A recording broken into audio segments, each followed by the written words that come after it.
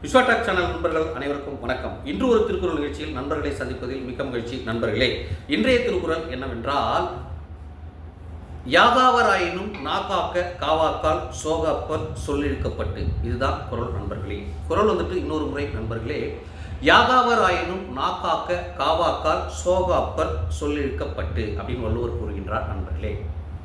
இதனுடைய அர்த்தம் என்னவென்றால், யாராக இருந்தாலும் தன் நாவை அடக்காமல் பேசினால் அவர் பேசக்கூடிய அந்த சொல்லானது அவருக்கு துன்பத்தை தந்துவிடும், துன்பத்தில் தள்ளிவிடும். இதுதான் இதனுடைய அர்த்தம் நண்பர்களே.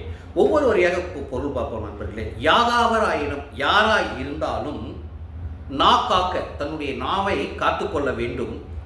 காவாக்கல் அப்படி அவர் காத்து கொள்ளவில்லை என்றால், சோகப்பர் என்றால் துன்பம், சோகம் என்ற துன்பத்தில் எப்போது தள்ளப்படுவார், எதனால் தள்ளப்படுவார் என்றால், சொல் இழுக்கப்பட்டு, அவர் சொல்லுகின்ற சொல்லில் இருந்து இழுக்கு குற்றமாக இருந்தால் அந்த சொல் குற்றம் அவரை துன்பத்தில் தள்ளிவிடும். இதுதான் இதனுடைய அர்த்தம்.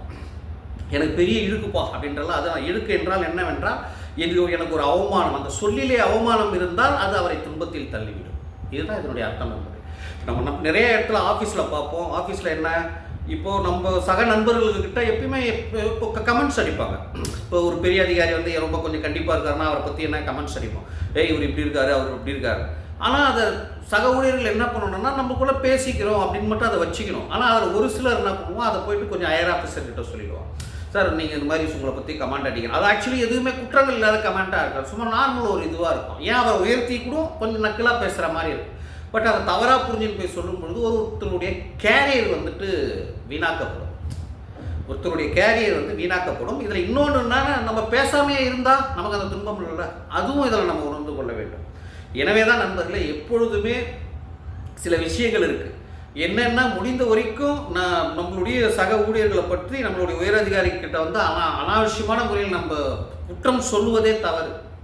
அது அவருடைய கேரியர்லாம் கெடுத்துவிடும்.